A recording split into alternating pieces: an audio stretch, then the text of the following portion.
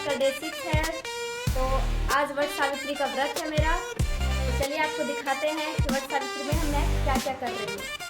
तो सबसे पहले मैं अपने पैरों में अलता लगा के आ गई हूँ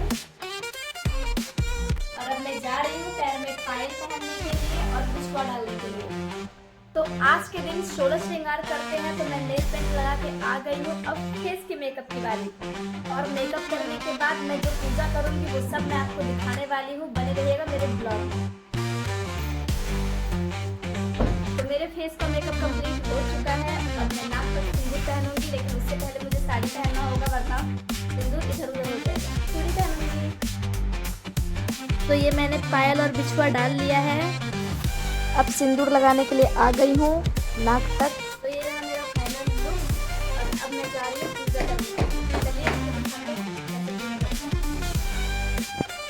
तो देख सकते हैं आप, मैं पूजा करने बैठ चुकी हूँ, मगर मुझे फास्ट में दिखाना पड़ रहा है आप लोगों को, क्योंकि लॉन्ग वीडियो हो जाता, बहुत ही ज़्यादा बड़ा हो जाता वीडियो, इसलिए मुझे फास्ट करना पड़ा। तो बने रहिए मेरे वीडियो में। मैं पूरा शुरू से लेकर लास्ट तक का वीडियो में हर चीज़ दिखा दी हूँ, पूजा में कैसे कैसे कर रही हूँ। मेरे दोनों बच्चे भी बीच बीच में परेशान कर रहे हैं, बार बार आ जाते हैं, इधर उधर घूमने लग जाते हैं चारों तरफ। मुझे तो समझ नहीं आ रहा है इनको कैसे शांत करूँ। पान सुपारी रखने के बाद सारा प्रसादी चढ़ा दिया जाता है इसमें।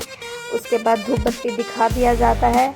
उसके बाद 7 फेरे घूमने पड़ते हैं भगवान के चारों तरफ मौली धागा लेकर के। तो ये मैं पौधे में मौली धागा बांध दी हूँ। अब मैं घूमूंगी 7 बार।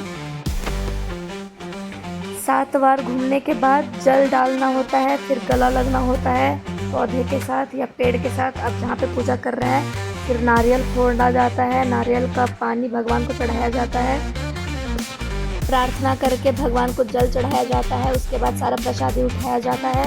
प्रसादी उठाने के बाद अगर आपके पास पंखा है बांस वाला, तो उससे आप भगवान जी को 7 बार हौकेंगे, हवा देंगे मतलब।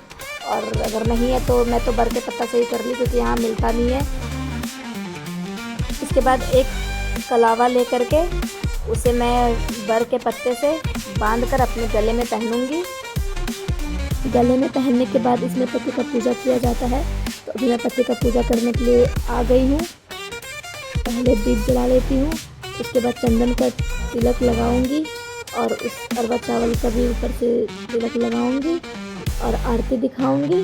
मेरी धानी बार बार परेशान करती है, बैठे बैठे आरती सेट नहीं कर रहा था, इसलिए मैं खड़ी हो गई। तो आरती दिखा रही हूँ 5 बार दिखा दी। उसके बाद मैं मिठाई खिलाई और जल से उनका वो किया। उसके बाद चरण धो के पिया जाता है इसमें। चरण धोना मतलब अमृत के समान हो जाता है वो जल। और फिर मैं अपने पति से भर भर के आशीर्वाद ली और फिर मैं बोली मुझे उठाओ। तो फाइनली दोस्तों मेरा पूजा हो चुका है। तो मिलते हैं अगले ब्लॉग में। आप अपना प्यार मुझ पर बरसाते रहें, लाइक करें, कमेंट करें। मिलते हैं अगले ब्लॉग में। Bye bye.